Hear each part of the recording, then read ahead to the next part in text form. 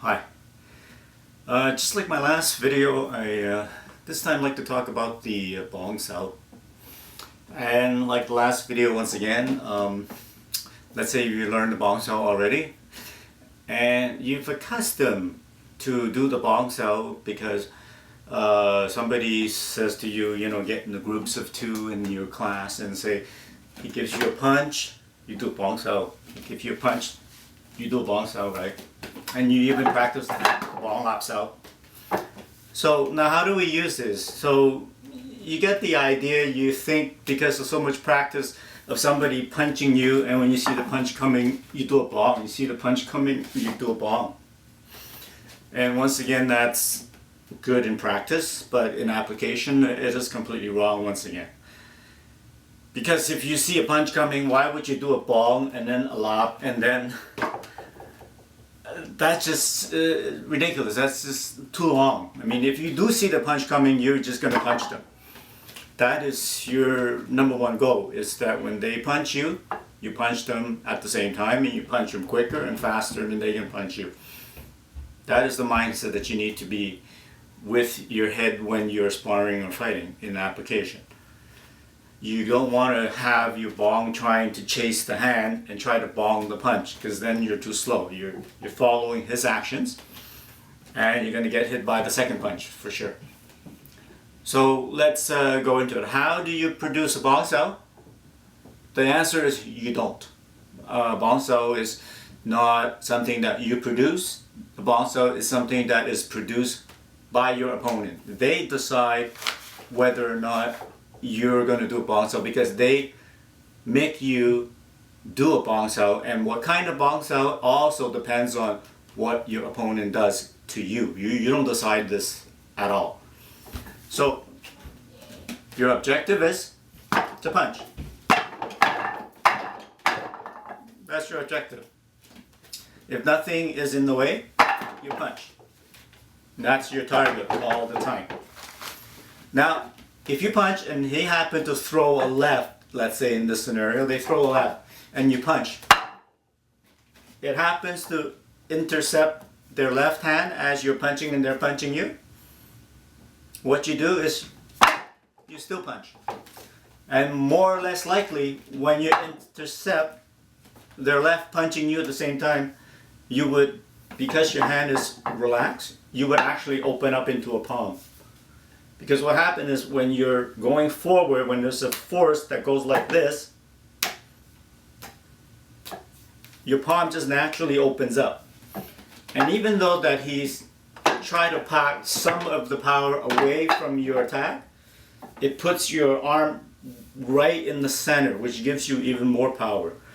And his power will naturally open up your palm. And what happens is, instead of missing his face, if you had a fist, the palm actually opens up and catches a bigger area of the target, where you can still move forward and catch the face of the palm. And while this blocking his hand, this is catching the face of the palm. So that is my first reaction. If I am attacking, I get an obstacle, his left hand, it becomes a pop. So my first instinct is not to do a bong if I make contact. Second instinct, if I make contact and the force is coming towards me this way, he collapses my hand. Therefore, I cannot do a palm here with this hand. He collapses my hand. My second instinct is to hit here. Right here. Because I can't attack here. He's collapsed my hand. Therefore, my second shot is here. That's my second instinct. This kind of a bong right here, but I'm not going to do all that complicated stuff like a Bong Sau and then punch, because that takes too long. So my second instinct is to hit here. Second, of course, you have a Wu Sau here. That's my second instinct. My third instinct, punch here, he collapses. I can't punch there. I try to punch here with this hand. I can't punch there because this hand is blocking the way to go there, and this hand is attacking me now. So My third instinct is I cannot hit here anymore. My third instinct is this hand. Because this hand is still going, my momentum of my body is still going. So this hand deviates this punch. And I can't hit here because he's blocking, he's trying to hit me with this hand. So this is the quickest way. It's still quicker than the Bong Lau.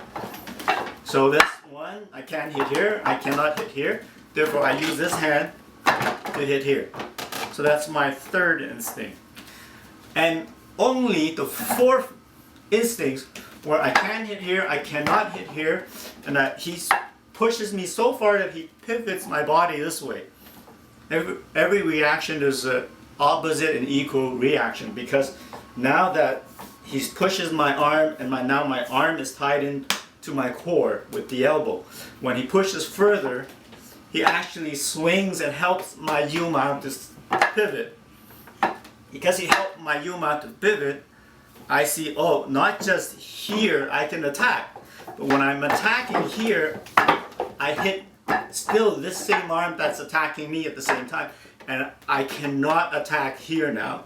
Therefore, this goes into a time or a lap, in which case you have your Bong Sau, and I like to satge, I like to chop down the neck. You can do a punch. Chop down the neck is fun. So that's the fourth instinct that I do. I cannot do this, I cannot do this, and I cannot do this. Then my fourth move is this. Now, that is how I use the Bong Sau. So, to make a long story short, they forces you and produces the Bong Sau out of your moves. You do not try to chase the hand and do a Bong Sau and chase the punch. I hope that was interesting and fun, and keep practicing.